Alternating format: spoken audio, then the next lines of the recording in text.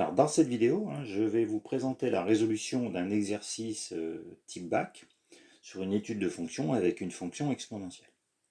Alors, je rappelle, l'énoncé, vous pouvez le retrouver sur le site Math&Méthode, site internet. Vous pourrez télécharger le fichier et je vais le mettre aussi dans la description de la vidéo. Alors, la fonction, c'est la fonction f définie par 2x moins 1 fois exponentielle 2x, fonction qui est définie sur R. Première question, on me demande la limite de f en plus l'infini. Alors si je regarde, la limite en plus l'infini de 2x moins 1, c'est plus l'infini. Et la limite en plus l'infini de exponentielle 2x, c'est plus l'infini. Donc, j'ai un produit de deux fonctions dont la limite est plus l'infini. Ça veut dire que la limite de ma fonction quand x tend vers plus l'infini, qui est plus l'infini. Voilà, donc j'ai la limite en plus l'infini. On me demande ensuite B, de justifier que l'axe des abscisses est asymptote à la courbe CF, la courbe correspondant à la fonction f. Bon, déjà, en plus l'infini, c'est plus l'infini, donc c'est pas l'asymptote. La fonction, elle est définie sur R, elle est continue sur R, donc le seul endroit où on peut avoir une asymptote, c'est donc en moins l'infini. Donc on va calculer la limite de la fonction quand x tend vers moins l'infini. Alors, si on reprend le même fonctionnement qu'avant, 2x moins 1 tend vers moins l'infini, exponentielle 2x tend vers 0, puisque 2x tend vers moins l'infini. Moins l'infini fois 0, on a une forme indéterminée. Alors, par contre, ma fonction, je peux l'écrire sous la forme 2x exponentielle 2x moins exponentielle 2x. Il suffit de développer exponentielle, distribuer exponentielle 2x aux valeurs de la parenthèse. Alors, la limite de exponentielle 2x en moins l'infini, c'est 0. Et ici, je sais que la limite de x exponentielle x en moins l'infini, c'est 0. Donc si x, je le note 2x, ça tend bien vers moins l'infini. Donc je retrouve bien ici une limite avec 0, moins 0. Donc ça veut dire que la limite de ma fonction f en moins l'infini, c'est 0. Ça veut donc dire que l'axe des abscisses, la droite d'équation y égale 0, l'axe des abscisses, est asymptote en moins l'infini. Donc axe des abscisses, asymptote en moins l'infini. Voilà. On me demande ensuite de déterminer la fonction dérivée de la fonction f. Donc f, déjà, est une fonction est dérivable sur R, comme produit de fonctions dérivables sur R. On va déterminer sa dérivée. Alors ici, on a une fonction produit, u fois v. Donc si on note u égale 2x moins 1 et v égale exponentielle 2x, on va donc avoir u'v plus v'u. Donc la dérivée de u, c'est 2 fois exponentielle 2x, on reprend v, plus la dérivée de v, dérivée de exponentielle 2x, c'est 2 exponentielle 2x. C'est la dérivée de 2x, 2 exponentielle 2x, multiplié par u 2x moins 1. Et en développant cette deuxième partie, on se retrouve donc avec 2 exponentielle 2x pour le premier, plus 4x exponentielle 2x, moins 2 exponentielle 2x. On peut simplifier, et il me reste 4x exponentielle 2x pour la dérivée de la fonction f. Voilà. Alors maintenant, on peut étudier le signe. Si on fait le signe. Alors exponentielle 2x, c'est positif sur R, quel que soit x appartenant à R. Et par contre, x, si x est négatif, c'est négatif. Donc du coup, le signe de ma dérivée va dépendre de la valeur de x uniquement, hein, le 4 étant un nombre positif. Ça veut dire que je peux commencer à dresser mon tableau de variation, hein, ou alors écrire, pour répondre complètement à la question, hein, donc si x est négatif, f' de x sera négatif, si x est positif, f' de x sera positif. Et donc, en 0, hein, f' de 0, c'est 0. Donc, tableau de variation. J'ai mon tableau de variation. Donc, de moins l'infini à plus l'infini. Ma dérivée, je vais donner son signe. Donc, négatif, positif. Ça annule. Voilà. Donc, ma fonction, elle est décroissante sur moins l'infini 0. Et elle est croissante sur 0 plus l'infini. Sachant que les limites, c'était plus l'infini, et ici 0. Maintenant, si je détermine f de 0, pour avoir la valeur minimale, f de 0, c'est donc 2 fois 0 moins 1, donc moins 1, fois exponentielle 0. Exponentielle 0, c'est 1, donc je trouve moins 1. Donc ici, j'ai ma fonction f. Donc ici, j'ai moins 1. Donc voilà le tableau de variation de ma fonction f. Ensuite, on me demande de montrer que pour tout x, hein, de moins l'infini à 0, ma fonction f de x est strictement négatif. Bon, alors déjà avec le tableau de variation, ça nous donne une idée. Mais si on travaille avec une inégalité, x étant négatif, bon, bah, du coup 2x sera négatif aussi, et 2x moins 1 sera aussi négatif, hein, parce que ça sera plus petit que moins 1. Si je multiplie par exponentielle 2x chaque membre, comme exponentielle 2x est positif, je ne vais pas changer le sens de l'inégalité. Donc du coup, j'arrive bien. Hein.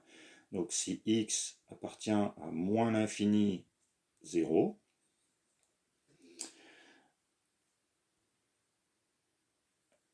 f de x est strictement négatif. Donc voilà.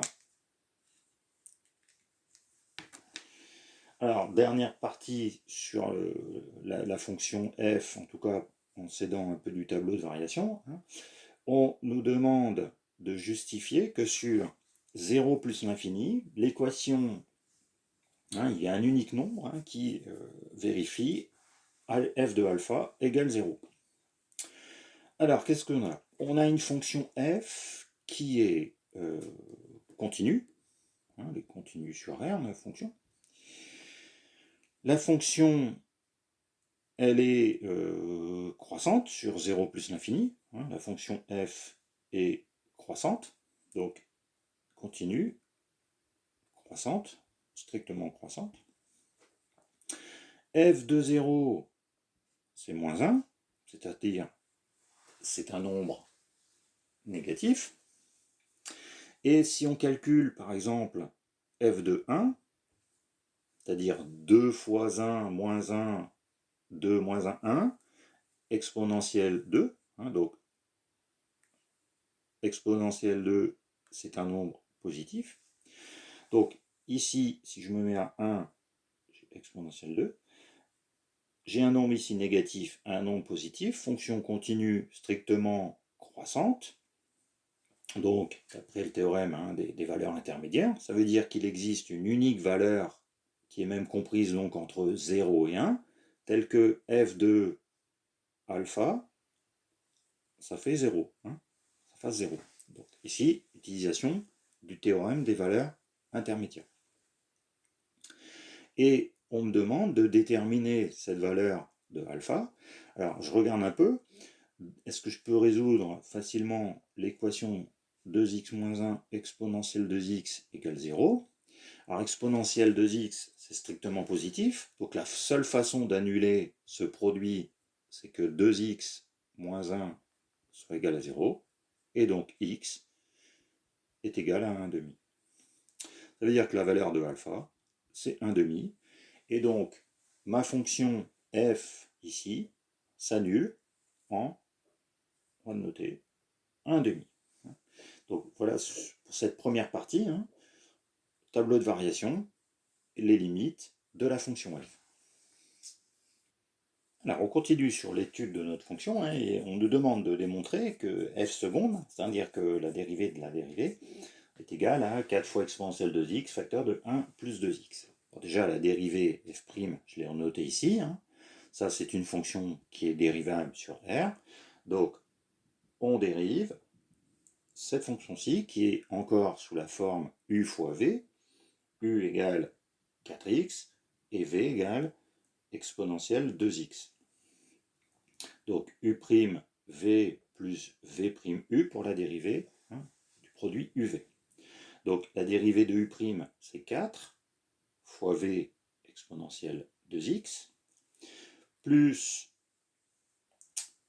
la dérivée de v, c'est-à-dire exponentielle 2x, c'est 2 exponentielle 2x. On dérive le 2x, ça fait 2 fois exponentielle 2x, fois u 4x. On peut factoriser par 4 exponentielle 2x, donc ça fait 4 exponentielle 2x, facteur de, donc ici 1, plus 2x. Donc voilà l'expression de la dérivée seconde. Maintenant, on me demande d'étudier la convexité de la fonction f, c'est-à-dire qu'il faudrait que je regarde le signe de cette dérivée seconde.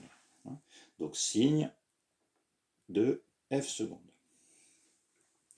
Alors, exponentielle 2x, c'est strictement positif. 4 fois exponentielle 2x aussi. Donc le signe va dépendre que de 1 plus 2x. Or, 1 plus 2x positif, c'est seulement si x plus grand que moins 1,5. Il suffit de résoudre l'inéquation. Donc j'ai le signe, alors si je me mets sur moins l'infini plus l'infini, le signe de ma dérivée seconde, alors c'est pas 0, c'est moins 1,5, ce sera négatif et positif. Donc, et ça s'annule en moins 1,5. Donc ma dérivée seconde est négative sur moins l'infini moins 1,5 et positive sur moins 1,5 plus l'infini. Ça veut donc dire que sur moins l'infini moins 1,5, j'ai une fonction concave, et sur moins 1,5 plus l'infini, j'ai une fonction convexe. Voilà, donc si j'étudie la convexité, hein, c'est le résultat que j'obtiens. Et ensuite, qu'est-ce qui se passe ici? J'ai un changement, hein, donc j'ai ce qu'on appelle un point d'inflexion. Alors, on me demande que peut-on dire du point A? Alors si je calcule l'image par f, alors je dis bien par f, hein, puisque je cherche les coordonnées du point en x égale moins 1,5. L'image par f de moins 1,5. Donc ça va faire 2 fois moins 1,5 moins 1. Hein, je reprends la fonction f, exponentielle 2 fois moins 1,5. Donc ça fait moins 1, ça fait moins 2, exponentielle moins 1. 2 fois moins 1, c'est-à-dire moins 2 sur E.